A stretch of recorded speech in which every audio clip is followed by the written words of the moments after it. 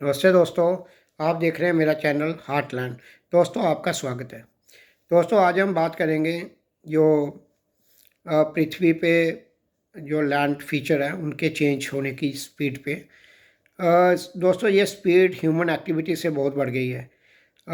जो चीज़ या जो चीज़ 2000 या 10,000 साल में होनी है, वो अभी शायद कुछ ही 100 साल में या 150-200 साल में हो जाए। जैसे हम जानते हैं कि बहुत साल पहले, आज से लाखों साल पहले, जो हमारा सब इंडियन सब कॉन्टिनेंट है, ये एशिया एशिया का हिस्सा नहीं था। ये अफ्रीका के हिस्सा था और वहाँ से ये अलग हुआ उससे, और आस्ता आस्ता तैरता हुआ ये एशिया के हिस्से से मिला। और यहाँ पे हिमालय, यहाँ जिस जिस चीज़ पे ये ज्वाइन हुआ, ये प्लेट, इसकी प्लेट और इसकी प्लेट यहाँ पे जुड़ी, वहाँ पे एक माउंटेन फीचर का बना, जिसे हिमालयन माउंटेन रेंज बोला जाता है। तो वो अभी बढ़ रहा है क्योंकि that pressure is still going on, that movement is still going on. तो ये ऐसे करके ऊपर बढ़ रहा है, तो that is called Himalayan mountain range. तो उसके बाद जो लैंड के ऊपर भी चीज़ें हैं जिनके कारण, बिकॉज लाइफ सस्टेन करती है, लाइफ का जो सर्वाइवल है वो एक एक रेंज में सस्टेन करता है। उसके लिए एक टेम्परेचर चाहिए होता है, एक ऐसी कंडीशन चाहिए होती है कि वहाँ पे नदियों में पानी भी रह सके। तो क्लाइमेट, जो क्लाइमेट है जो सर्वाइवल को, एग्जिस्टेंस को मेंटेन रखता है, वो एक रेंज है। उस रेंज से अगर चीज़ें बाहर चली जाएं तो वो चीज़ें मुश्किल हो जाती हैं फिर सर्वाइवल के लिए। और हम अपनी जो फ्यूचर जनरेशन्स हैं उनको देने क्या जा रहे हैं। और वो जब जब अब हम जहर और कितना घोलेंगे। अब पानी में जहर घोलेंगे तो चलो वो फिल्टर की टेक्नोलॉजी या कुछ आ जाएगा। अब जब हवा में भी जहर हो जाएगा तो वो कहाँ पे घूमने जाएंगे, किस चीज़ की वैल्यू रह जाएगी, लाइफ का मतलब रह क्या जाएगा। लाइफ हम क्या जीने लायक छोड़ेंगे या नहीं छोड़ेंगे। इतना भी इंडस्ट्रियल रेवोल्यूशन जो हुआ है और उससे जो हमने धज्जियाँ उड़ाई अपनी पृथ्वी की, और फिर ये रेफ्रिजरेशन और फिर ये ऑल दीज थिंग्स, तो इससे क्या हुआ है कि जो ग्लेशियर्स, मतलब विद इन जो हज़ारों सालों से जो ग्लेशियर अपनी एक कांस्टेंट चीज़ पे, या या कई कई 100 साल में 1 सेंटीमीटर घटते थे, वो अब किलोमीटरों के हिसाब से घटने लग गए हैं एक कुछ सालों में। तो ये एक बहुत ही अलार्मिंग चीज़ है क्योंकि इंसान का सर्वाइवल जो है वो इंडस्ट्रियल रेवोल्यूशन या इंडस्ट्रियल प्रोडक्शन पे डिपेंड नहीं करता है। वो डिपेंड करता है हमारी एग्रीकल्चर प्रोडक्शन पे, और हमारी नदियों पे। और एग्रीकल्चर डिपेंड करती है हमारी नदियों पे। और हमारा जो द मोस्ट वैल्यूड चीज़ है कि हम कपड़े के बिना, कपड़े हमें बहुत अच्छे पहन लिए होंगे ब्रांडेड, लेकिन ऑक्सीजन नहीं होगी तो उन कपड़ों के बीच बंधे हुए हमारे शरीर को ब्रीदिंग कैसे होगी, तो लाइफ कैसे हो पाएगी। ये चीज़, इतनी सिंपल सी चीज़ इंसान कब समझेगा। तो ये चीज़ समझने के लिए अब टाइम आ गया है। और एक घटना हुई थी 20 और 21 में, उसने हमको रास्ता भी दिखाया। वो घटना मैं याद दिलाना चाहूँगा, वो थी घटना कोरोना की। कोरोना के दौरान जब पूरा लॉकआउट हुआ, पूरी दुनिया जब अपने बेडरूम्स में सिमट के रह गई, और दुनिया का ट्रांसपोर्टेशन बंद हुआ, दुनिया का एयर ट्रांसपोर्ट बंद हो गया, और दुनिया की फैक्ट्रीज बंद हो गई, तो क्या हुआ। हमने देखा कि 200-200 किलोमीटर दूर से भी माउंट एवरेस्ट नज़र आने लग गया। और नदियों का पानी जो उसमें 2 इंच तक की विजिबिलिटी नहीं होती है, वो उसकी सरफेस, उसका ये सरफेस के ऊपर बह रही है, वो क्लियरली दिखने लग गई। और एयर साफ होने लग गई। और सनलाइट, जब सनराइज जो होते हैं वो बहुत ही क्लियर होने लग गए। और रात को स्टार्स की जो गेजिंग है वो भी बड़ी क्लियर होने लग गई। और लाइफ एक बहुत ही क्लीन और क्लियर चीज़ों में क्लीन होने लग गई। तो ये सब चीज़ों के ऊपर ये सर्वाइवल डिपेंड है। और जो चेंज, स्पीड ऑफ चेंज को रोका नहीं जा सकता, लेकिन ह्यूमन एक्टिविटी, हमें ये रियलाइज़ करना पड़ेगा, करना ही होगा, और इसको समझना ही होगा कि जो speed of change of land features हैं, जो ज़मीन के ऊपर जो बदलाव हम ला रहे हैं, वो बदलाव तो आने ही हैं, आ रहे हैं, वो आएंगे ही। क्योंकि जो खाइयाँ हैं वो बढ़ती हैं एक दिन, और जो पहाड़ हैं वो घिस घिस के एयर एयर इफेक्ट से वो घिसते हैं, उनकी ऊंचाई घटती है।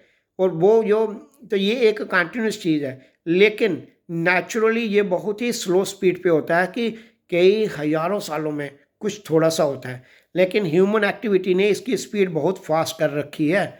महासागरों की गहराई तक में हमारा प्लास्टिक पहुंच गया है। और अभी एक रिसर्च हुई जिसमें जो बच्चा पैदा होता है और बच्चा और माँ के बीच जो जो कनेक्टिंग चीज़ होती है, जिसको इम्बिलिकल कॉर्ड बोलते हैं कुछ ऐसा, तो उसके उस वहाँ से स्टेम सेल लिए जाते हैं। और स्टेम सेल की भी जब देखा गया तो उसके अंदर भी प्लास्टिक के कण पाए गए।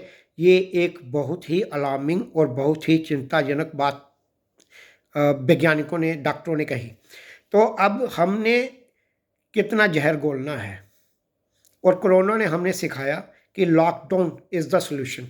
लॉकडाउन से जो बहुत स्पीड जो हमने बढ़ा के रखी हुई है, हम यहाँ पे बुलेट ट्रेनें चला रहे हैं और बुलेट ट्रेनों की गति से हम ये लैंड फीचर भी चेंज कर रहे हैं, वो हमारे लिए फेवरेबल नहीं है।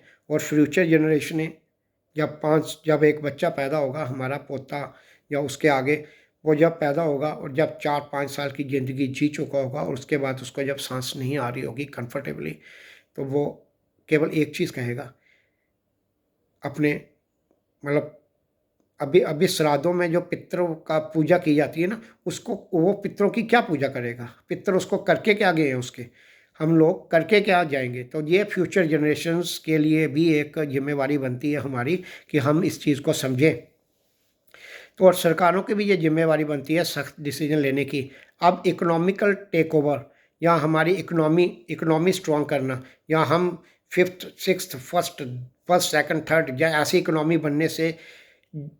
बनना, ऐसी इकोनॉमी की रेस, ऐसी ऐसी चीज़ की रेस में जाते हुए एक डिस्ट्रक्शन के भाड़ को न्योता देना और फिर सब कुछ धूमिल कर देने से अच्छा है कि हम इस रेस से जुदा ही हो जाएं, इस रेस को रोक दें, जुदा ना हो जाए, रोक दें। पूरी दुनिया इसके ऊपर कुछ थिंकिंग करे और समझे कि ये रेस लगाने वाली नहीं है, ये रेस नहीं लगनी चाहिए। और हम इस चीज़ की तरफ बढ़ें कि कैसे पृथ्वी पे इंडस्ट्रियल चीज़ को कम करें, हैंडीक्राफ्ट्स चीज़ों को बढ़ाएं और एमिशंस को जितना कम हो सकता है वो करें, बंद करें इन चीज़ों को। और जो ह्यूमन लेबर से चीज़ें बनती हैं उससे उससे उससे आगे बढ़ाएं। और प्लांटेशन एंड जंगलों का लगाए जाने को हम बढ़ाएं ताकि हम इसमें एक चेंज ला सकें। ये जो हमने जो स्पीड ऑफ चेंज हमने बड़ी एनॉर्मस करके रखी हुई है, इसको बहुत बहुत बहुत धीमा कर लें। और जो चीज़ें ठीक नहीं हैं उसको बैन करने में शर्म कैसी, और या उसमें मतलब क्या हम ये चाहते हैं कि चलो कोई बात नहीं, पृथ्वी बर्बाद होती है तो हो जाए, लेकिन अभी तो पैसे कमा लें। तो ये तो किसी ढंग से अक्लमंदी नहीं हुई ना। आज अगर प्लास्टिक ख़तरनाक है और हम ये सीख चुके हैं कि ये हर बीमारी का रूप और आगे जाके विकराल होने वाला है, और फिर हम ये कहते हैं कि आप 25 माइक्रोन का बंद कर देते हैं, 50 का रहने देते हैं। यार पूरा ही बंद कर दो ना। चीज़ क्या है? ओनली इसेंशियल, ठीक है। इंजेक्शंस में अगर चाहिए, जहाँ ऐसी कहीं पे है, अगर मतलब ह्यूमैनिटी अगर कहीं बच जाती है इसके जूस से कहीं किसी जगह पे, तो वहाँ पे रखा जाए, बाकी जगह बैन किया जाए। अब लोहे की बकेटों में भी तो पानी रखा जा सकता है, ज़रूरी क्या कि प्लास्टिक की बकेटें ही रखनी है? उसके लिए पहले भी तो लोग जीते ही थे। तो कहने का मतलब है हमें एक वो चीज़ें, उन चीज़ों का प्रोडक्शन बढ़ाना पड़ेगा। बेशक उसमें कॉस्ट या जो भी चीज़ होती होगी, बट दैट आज की वो caste is not costing us our future generations की लाइफ को कॉस्ट उन्हें ना करना पड़ेगा। तो वो एक बड़ी छोटी चीज़ है ना। तो आखिर इम्पॉर्टेंट क्या है? हमारा घर। हम अपने घर को बर्बाद करके रहेंगे कहाँ पे? और पृथ्वी हमारा घर है, तो ये समझना पड़ेगा। और corona is the solution. Corona ने जो सिखाया, लॉकडाउन इज़ द सोल्यूशन। तो हम पहले तो ये करें कि जो एमिशन वाली फैक्ट्रीज़ हैं जो डेंजरस रोल कर रही हैं, और उसको हम बंद कराएं। और दूसरा है उन चीज़ों का प्रोडक्शन जो इसेंशियल बन चुकी हैं बट इसेंशियल है नहीं, they are not essential to our life. तो उनको हम बैन करें।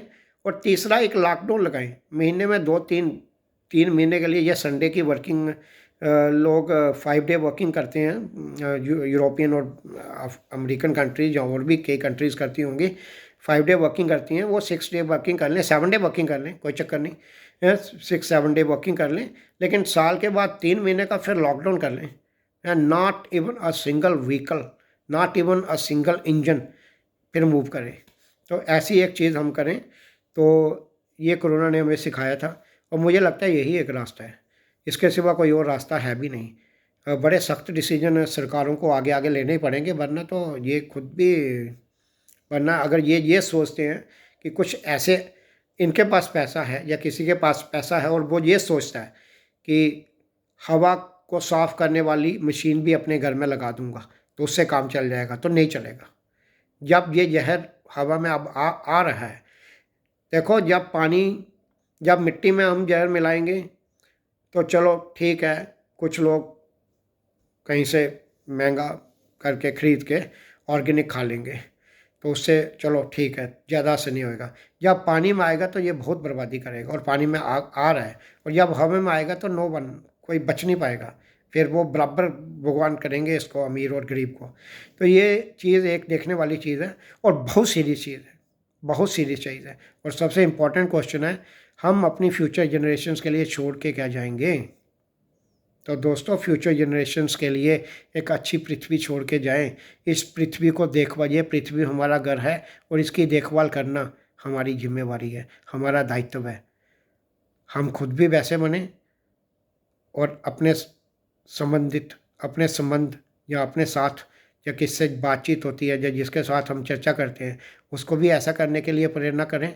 और अपनी सरकारों को भी ये बोलें, अपने जो निर्वाचित या डेमोक्रेसी में जो निर्वाचित जो सरकारें होती हैं, उनको भी बोलें कि इस दिशा में आप क्या कर रहे हैं और अंतरिक्ष स्तर पे कैसा हो रहा है। और पूरी दुनिया के लोगों को इसके ऊपर मिलके काम करना होगा। सरकारों के ऊपर प्रेशर बनाना होगा कि ये चीज़ें ठीक नहीं हैं। और अगर जो चीज़ें हैं और जो चीज़ों से जहर घुल रहा है, और वो हमारी एक नैतिक जिम्मेवारी भी बन जाती है कि उन चीज़ों का इस्तेमाल करना हम बंद करें। दोस्तों, इसके सिवा कोई रास्ता नहीं है। आओ हम सब मिलके इसके ऊपर कुछ कदम उठा लें। धन्यवाद दोस्तों। भारत माता की जय।